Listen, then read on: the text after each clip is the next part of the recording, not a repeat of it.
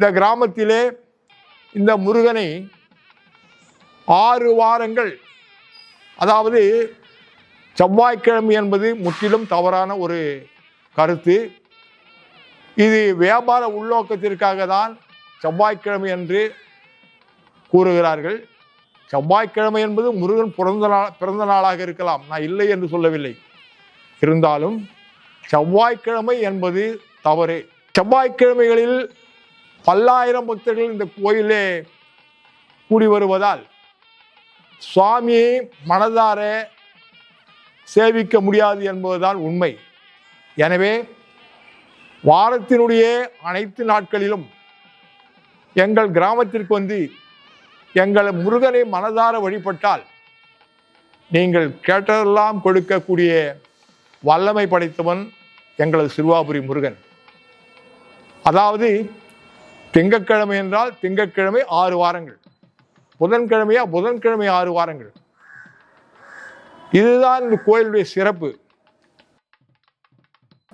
இந்த கோயிலுடைய முதல் பாடலாகிய இந்த அருணகிரியார் பாடிய திருப்புகள் அண்டர்பதி குடியேற மண்டசுர உருமாற அண்டர்மனம் மகிழ்மீற அருளாலே அந்தரிய நுடநாடு சங்கரனும் மகிழ்வூர ஐங்கரனும் உமையாளும் மகிழ்வாக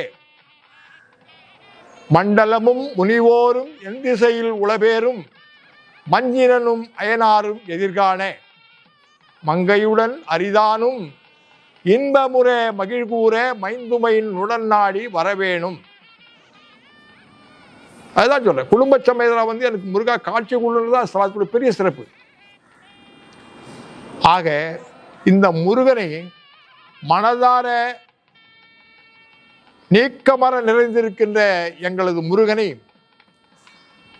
நாடி வந்தால் அவருடைய வியாபார நோக்கமோ இல்லை புது வீடு கட்ட வேண்டும், எங்களுக்கு புது வீடு தா முருகா என்றால் நிச்சயமாக 6 வாரங்கள் மனதார எங்கள் முருகனை வழிபட்டாலே புது வீடு கிடைப்பது உறுதி.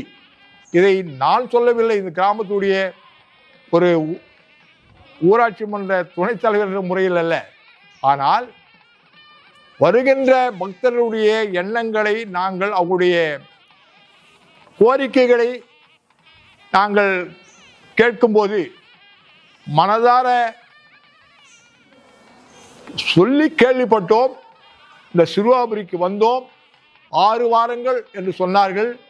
2வது வாரத்திலே நான் வீடு கட்டுகிறேன், 4வது வாரத்திலே வீடு கட்டுகிறேன், வீடு கட்டி முடித்து விட்டேன். அதன் பிறகு என்னுடைய நண்பர்களுக்கு சொல்லியிருக்கிறேன் சிறுவாபுரியை பற்றி. அவர்களும் உடனே இந்த முருகன் அருள் பெற்று வீடு கட்டியிருக்கிறார்கள் என்பதுதான் ஐதீகமான உண்மை. மனதிலே பிரதிபலிக்கக்கூடிய எண்ணங்கள் தான். எங்கு பார்த்தாலும் சிறுவாபுரி முருகன், சிறுவாபுரி முருகன், சிறுவாபுரி முருகன்.